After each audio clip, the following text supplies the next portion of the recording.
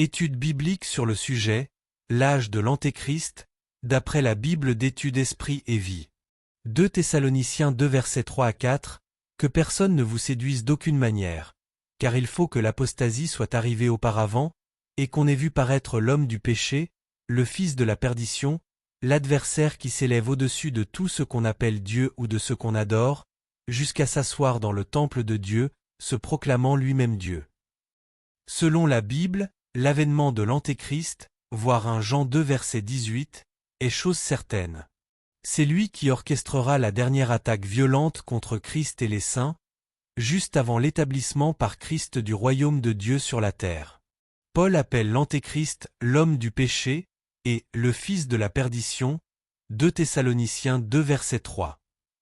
La Bible utilise aussi d'autres qualificatifs comme la bête qui monte de la mer, Apocalypse 13 verset 1 à 10, la bête écarlate, Apocalypse 17 verset 3, et la bête, Apocalypse 17 verset 8 et verset 16, 19 verset 19 à 20, 20 verset 10.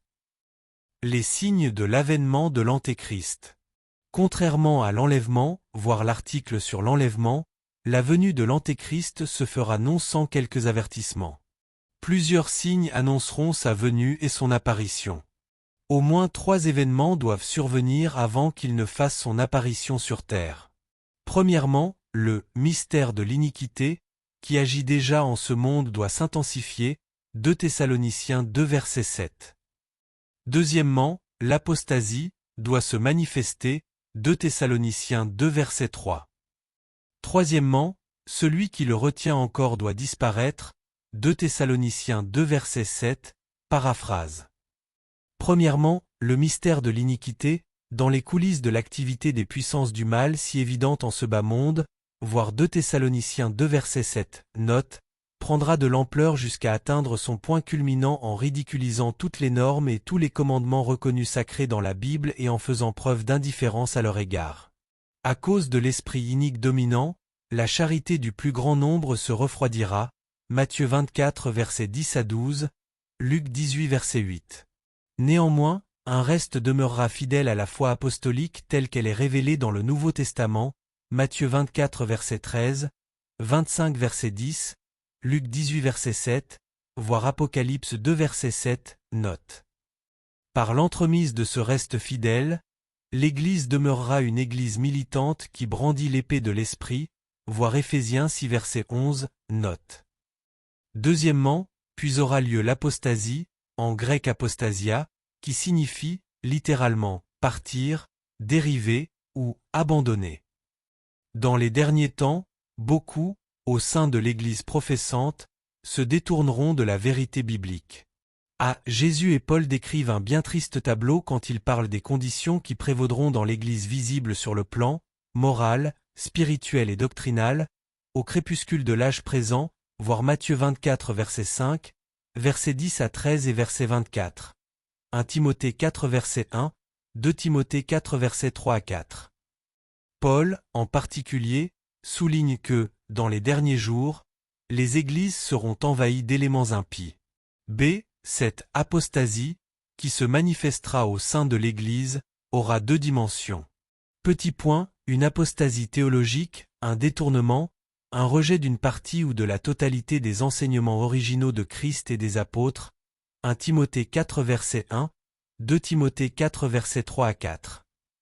Les faux docteurs offriront le salut et une grâce bon marché sans tenir compte de l'ordre qui nous a été donné et selon lequel nous devons nous repentir, nous séparer de l'immoralité et demeurer fidèles à Dieu et à ses critères de justice, 2 Pierre 2 versets 1 à 3 et versets 12 à 19. De faux évangiles, basés sur les désirs humains, les ambitions et les intérêts personnels, deviendront populaires, voire 2 Timothée 4 versets 3 à 4, note. Deuxième petit point, une apostasie morale marquée par la rupture de la relation personnelle avec Christ qui conduit au salut. Les apostats peuvent proclamer la bonne doctrine et l'enseignement du Nouveau Testament tout en ayant abandonné la morale divine, Ésaïe 29 verset 13, Matthieu 23 versets 25 à 28, voir l'article sur l'apostasie personnelle. Plusieurs églises seront disposées à tout accepter par amour de l'argent, du succès et de l'honneur, voir 1 Timothée 4 verset 1, note. L'évangile de la croix, son appel à la souffrance, Philippiens 1 verset 29, au renoncement radical au péché, Romains 8 verset 13, au sacrifice de soi et à l'abnégation, et ce, pour la cause du royaume, deviendront choses rares, Matthieu 24 verset 12, 2 Timothée 3 verset 1 à 5, 4 verset 3.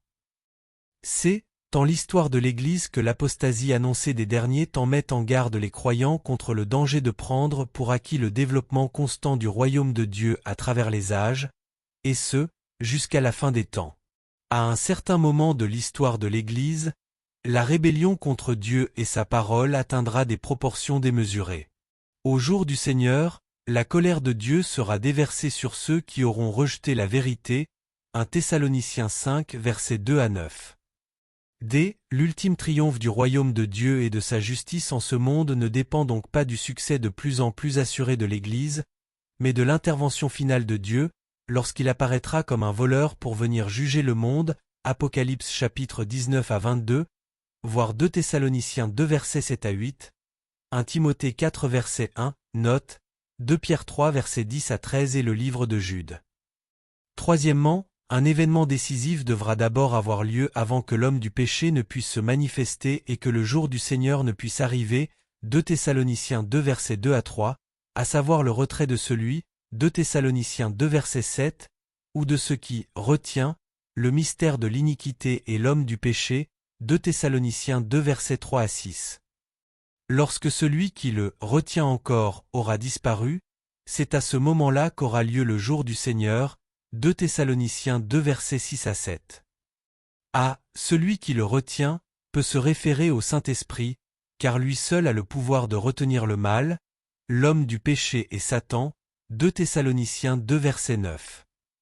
Celui qui retient est désigné aussi bien par l'article masculin, celui qui le retient, 2 Thessaloniciens 2 verset 7, que par l'article neutre, ce qui le retient, 2 Thessaloniciens 2 verset 6. De même, le mot grec pour « esprit » peut être désigné par un pronom neutre ou par un pronom masculin, voir Genèse 6 verset 3, Jean 16 verset 8, note, Romains 8 verset 13, voir Galates 5 verset 17 sur l'œuvre restrictive de l'esprit sur le péché. Au commencement des 7 dernières années de tribulation, le Saint-Esprit disparaîtra. Cela ne veut pas dire qu'il disparaîtra de la face du monde, mais seulement que son influence restrictive contre l'iniquité et la venue de l'Antéchrist cessera. Il n'y aura plus aucun frein à l'encontre du péché, et la rébellion inspirée par Satan prendra son essor.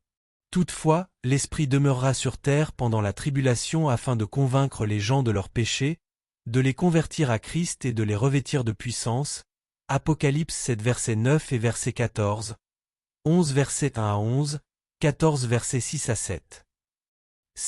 Le retrait du Saint-Esprit permettra à l'homme du péché d'entrer en scène, 2 Thessaloniciens 2 versets 3 à 4. Dieu enverra une puissance d'égarement sur tous ceux qui auront refusé d'aimer la vérité, voir 2 Thessaloniciens 2 verset 11, note, ils accepteront les revendications de l'homme du péché, et la société dégénérera dans une dépravation jusqu'alors inégalée. Le ministère de restriction du péché qu'exerce le Saint-Esprit est en grande partie assumé par l'Église, son temple, 1 Corinthiens 3 verset 16, 6 verset 19. En conséquence, plusieurs interprètes sont convaincus que le retrait de l'Esprit soutient l'idée selon laquelle l'enlèvement des fidèles se produira à ce moment-là, 1 Thessaloniciens 4 verset 17, c'est-à-dire lors du retour de Christ qui viendra rassembler son Église et la délivrer de la colère à venir, 1 Thessaloniciens 1 verset 10, avant que n'ait lieu le jour du Seigneur et la révélation de l'homme du péché, voir l'article sur l'enlèvement. Certains exégètes affirment que, dans 2 Thessaloniciens 2 verset 6, ce qui le retient, pronom neutre, fait référence au Saint-Esprit et à son ministère restrictif, alors que, dans 2 Thessaloniciens 2 verset 7, celui qui le retient, pronom masculin, fait référence aux croyants rassemblés par Christ et enlevés pour aller à sa rencontre dans les airs, 1 Thessaloniciens 4 verset 17. Les activités de l'Antéchrist.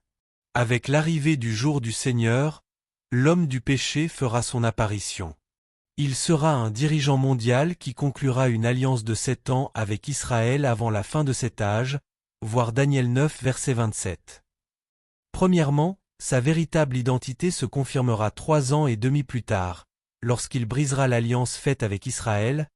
Il deviendra le dirigeant mondial, se déclarera lui-même Dieu et profanera le temple de Jérusalem, voir l'article sur la grande tribulation, interdira la pratique des sacrifices, voir 2 Thessaloniciens 2 versets 4 et versets 8 à 9, et dévastera la Palestine, voir Daniel 9 verset 27, note, 11 versets 36 à 45, note. Deuxièmement, l'Antéchrist se proclamera lui-même Dieu et persécutera sévèrement ceux qui seront restés fidèles à Christ, Apocalypse 11 versets 6 à 7, 13 versets 7 et versets 15 à 18, voir Daniel 7 versets 8 et versets 24 à 25, note.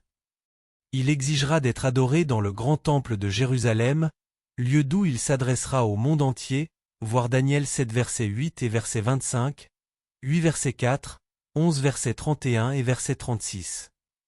L'homme a toujours cherché à acquérir un statut divin. Cela remonte d'ailleurs à l'aube de la création, voir 2 Thessaloniciens 2 verset 8, note, Apocalypse 13 verset 8 et verset 12, note, voir l'article sur la grande tribulation. Troisièmement, l'homme du péché fera, par la puissance de Satan, de grands prodiges, des signes et des miracles, afin de propager l'erreur, 2 Thessaloniciens 2 verset 9. Ces « miracles mensongers » sont de véritables miracles surnaturels qui serviront à leurrer le peuple afin que ce dernier accepte le mensonge. Il est possible que le monde entier soit témoin de ces démonstrations surnaturelles au moyen de la télévision.